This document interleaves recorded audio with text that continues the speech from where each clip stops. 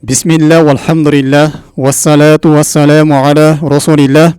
Урматтуу мусулман бир тууганым, Аллах Таалага эң сүйкүмдүү болгон амалдардан, Аллах Тааланын сүйүүсүнө жеткирүүчү иштерден бул уяттуулук. Пенде өзүнүн уяттуулугун сакташтыгы, Аллах Тааладан уялуусу, анын жараткан пенделеринен уялуусу Аллах Тааланын сүйүүсүнө жеткирүүчү болгон амал.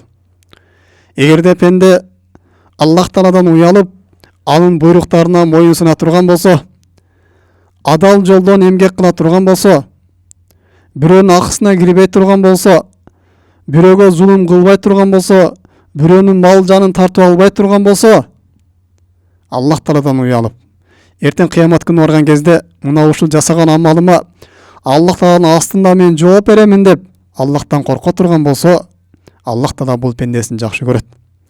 Аллах Тааладан уялып, арам иштен тыйыла турган болсо, көзүн арамдан сактай турган болсо, көзүнүн аргандай уяттуу нерселерди карагандан, арганда уят сүрөттөрдү көргөндөн, арганда уят видеолорду көргөндөн, арганда уят дагы башка ушундай иштерге көз салгандан көзүн сактай турган болсо, өзүнүн кулагын арам сөздөрдөн сактай турган болсо, жалган сөздөрдөн, ушак сөздөрдөн, кыйбат сөздөрдөн жана башка ошо шайтандын бир оюнчук болгон сөздөрүнөн кулагын сактай турган болсо, Аллах Таала бул пенделерин жакшы көрөт. Жана ошондой эле өзүнүн тилин Аллах Тааладан уялып, жакшы гана сөздөрдү сүйлөй турган болсо, оозунан аргандай жалган сөздөр чыкпай турган болсо, оозунан аргандай уят сөздөр, шерменде сөздөр оозунан чыкпай турган болсо, уяттуу ушундай намыстуу боло турган болсо, сүйлөсө жакшы сөз сүйлөй турган болсо, жылуу сыпат сөздөр сүйлөй турган болсо, адамдардан уялып, пенделерден уялып, мына ушундай тилин сактай турган болсо, кандай эле бир жерге барганда, конок барган кезде уяттуу болуп, намыстуу болуп, уят сөздөр сүйлөбөй, ушундай бир уялып жакшы адам болгон сыяктуу эле өмүрүндө мына ушундай боло турган болсо, Аллах Тааладан уялып, пенделердин баарынан уялып ушундай жүрө турган болсо, Аллах Таала мына ушул пендесин жакшы көрөт.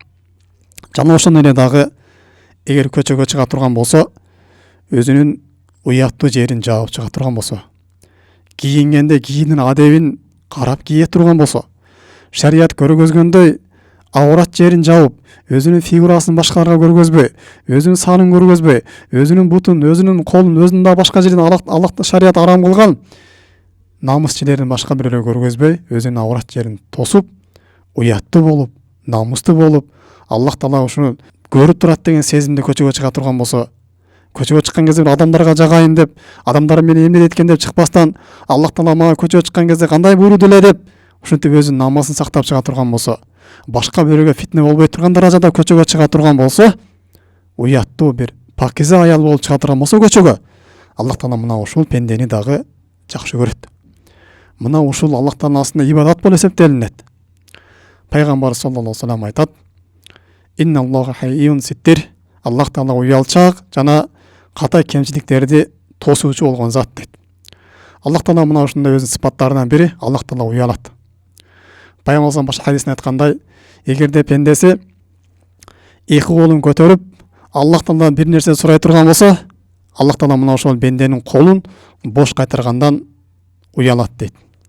Башка бир хадисте Пайгамбар саллаллаху алейхи ва саллям, кайсы бир мусулман дейт, чачын ак түшкөн мусулман, кайсы бир карыя адам Аллах Таала колун көтөрүп сурай турган болсо, ушул пендесин Аллах Таала бир нерсе бербей койгондон уялат дейт.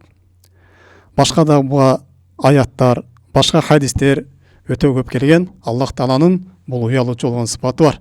Жана Пайгамбар хадисинин улантысында юхиббул хая ва ситра, жана Аллах Таала уяттуулукту жана бирөөлөрдүн айып кемчилигин жапкандарды жакшы көрөт дейт. Демек пенде уяттуу боло турган болсо, Аллах Тааланын сүйкүмдүү пенделерин айланат экен.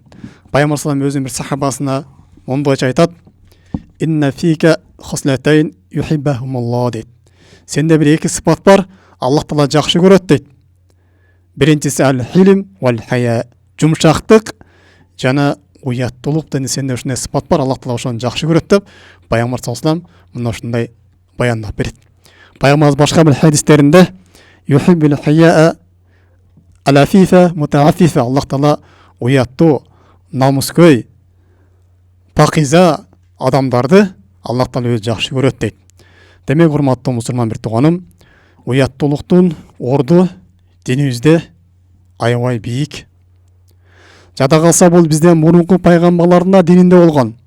Пайгамбар бир хадисин айтат: "Инна мимма адракан нас мин калам нубуватул ула, ида лам тастахи фасна ма шита."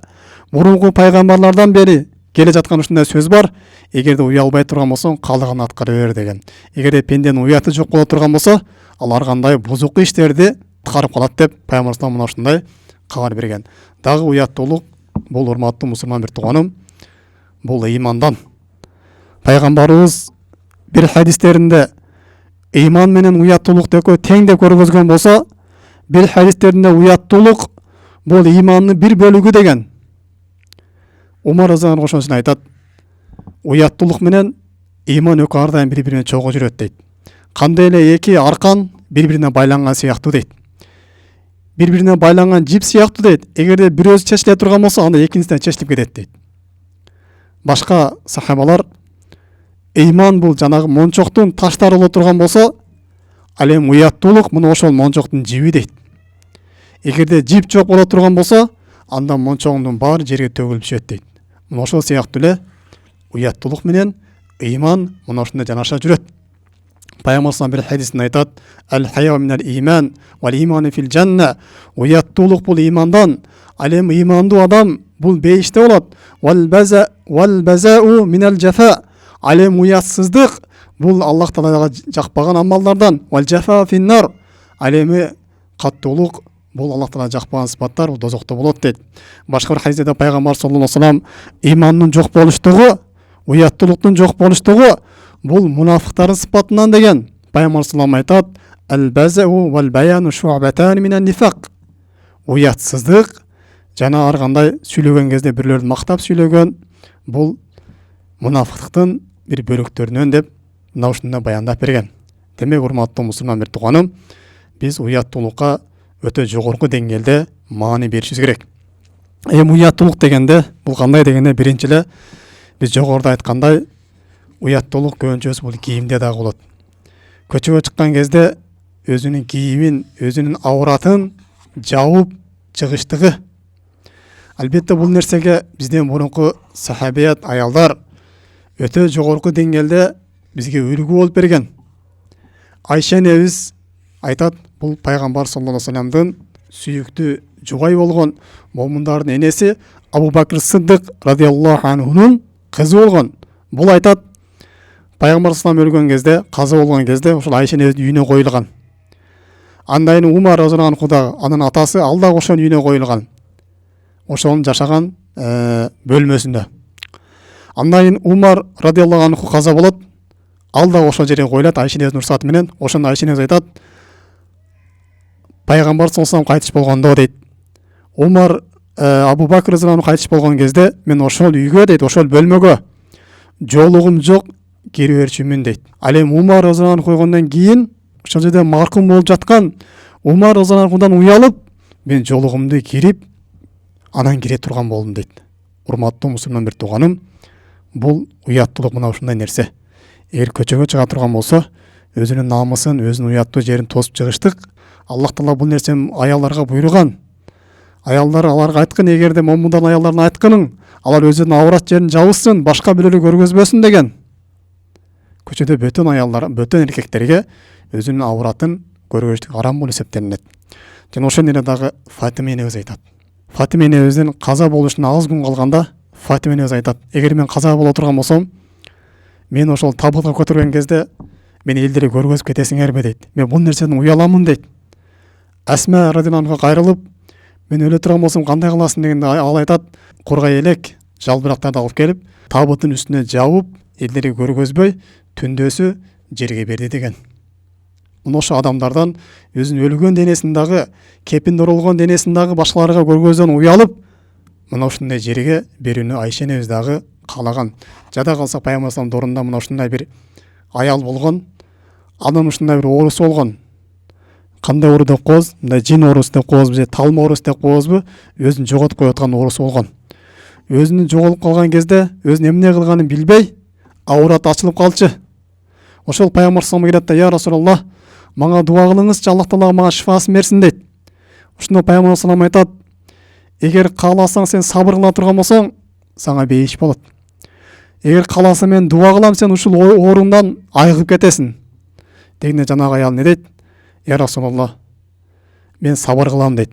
Бирок Аллах Тааладан дуа кылыңызчы, мен ошол өзүмөн кетип жыгылып калган кезде мен ауратым башкаларга көрүнбөсүнчү. Мен ауратым башкаларга көргөзгөндөн уялып атам дейт. Ошондо пайгамбар саллаллаху алейхи ва саллям дуа кылат. Андайын ошол аял эгер ооруй турган болсо, аураты башкаларга көрүнбөй турган болот. Урматтуу мусулман бир тууганым, мына ушулар өзүнөн бирөөсү каза болуп калган кезде адамдардан уялып аткан болсо, өзүнүн өлүк денесин башкаларга көргөзгөндөн уялып аткан болсо, экинчиси өзүнөн кетип калган кезде, акылынан тайып калган кезде, албетте акылынан тайып калган кезде башкаларга ауратын көргөзө турган болсо күнөө болбойт.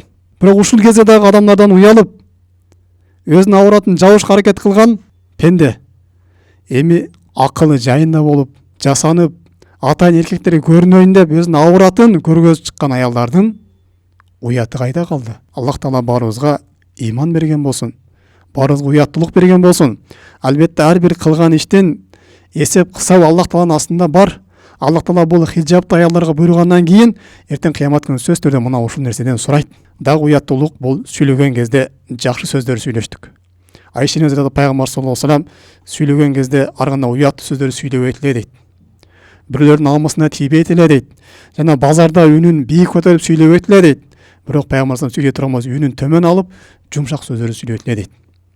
Жана ошондой да бизден мурунку пайгамбарлар дагы бул уяттуулукта бизге эң жогорку даражада көзгө болуп берген. Биз өзүнүн уяттуулугубузду күчөтүш үчүн уяттуулук тууралуу дагы көп окушубуз керек. Бизден мурунку пайгамбарлардын, бизден мурунку сахабалардын, солих кишилердин өмүр баянын окуп турган болсок, бизге уяттуулук тууралуу өтө жогорку деңгээлде бизге үлгү болушкан, бизге сабак беришет. Жана ошондой уяттуулук бул Аллах Таалага күнөөкөр болуудан бенде уялыштык. Өзгөчө жалгыз калган кезде Аллах Тааладан уялып, күнөөдөн тыйылыштык. Аллах Таала бизге ушунча рызык берип аткан болсо, ушунча жакшылык берип аткан болсо, Аллах Таалага ибадат кылбастан жүрүүдөн уялыштык. Жана ошондой эле пенде эртең Аллах Тааланын астына жолуга турган күндө уялыштык. Аллах Тааланын астына эмне көтөрүп барам? Аллах Таалага кайсыл ибадат менен барам? Аллах Таалага эмне менен жолугам деп пенде мына ошол нерседен уялыштык. Бул уяттуулуктун бир бөлүктөрүнөн болуп эсептелинет. Субханак Аллахумма бихамдик, ашхаду ан ла илаха илля анта, астагфирука ва атубу илейк. Ассаламу алейкум ва рахматуллахи ва баракатуху.